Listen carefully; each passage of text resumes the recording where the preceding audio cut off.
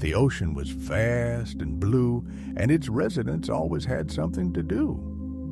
But one day, SpongeBob and his best friend, Patrick, started to get bored. "Patrick," said SpongeBob, "I think we've seen everything there is to see in Bikini Bottom. Maybe we should go somewhere no one has ever been before." "Where?" yawned Patrick. "Maybe to Squidward's house? He's always hiding when we're having fun." "No," laughed SpongeBob. "I think we should go to the surface." Patrick's eyes popped open in surprise. "The surface? But there's no water there, SpongeBob." "I know," said SpongeBob, "but there's so much new stuff. Come on, I've got a plan."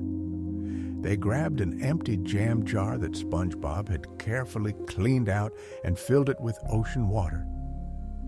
"This will be our own personal ocean," SpongeBob announced.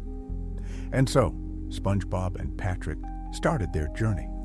They swam, and then they crawled along the seafloor, going higher and higher until they saw a bright light. It was the beach.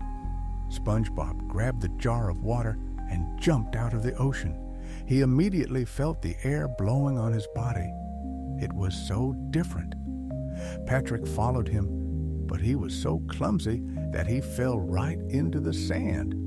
"Whoa, SpongeBob," he said, "it's so bright here, and this sand is so soft and warm." They saw a big sand castle built on the beach. "Look, someone built a sandcastle," exclaimed SpongeBob. "It must belong to a princess." Suddenly, the castle began to crumble little by little as the waves came crashing onto the shore. "Oh no!" cried Patrick. "Our princess is losing her castle." SpongeBob and Patrick decided to help.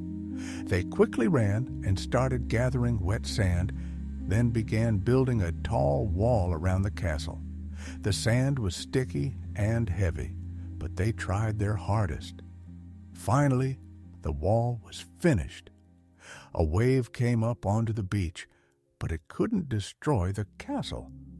The Crab Princess, who was hiding inside, gratefully waved her claw at them. But SpongeBob and Patrick started to feel hot and uncomfortable. The water in their jar was already getting warm.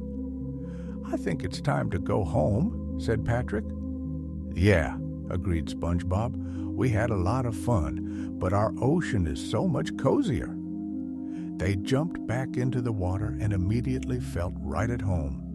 They spent a long time telling everyone about their trip to the surface and how they saved the princess's castle, and then, tired out, they fell asleep. Now you should go to bed too.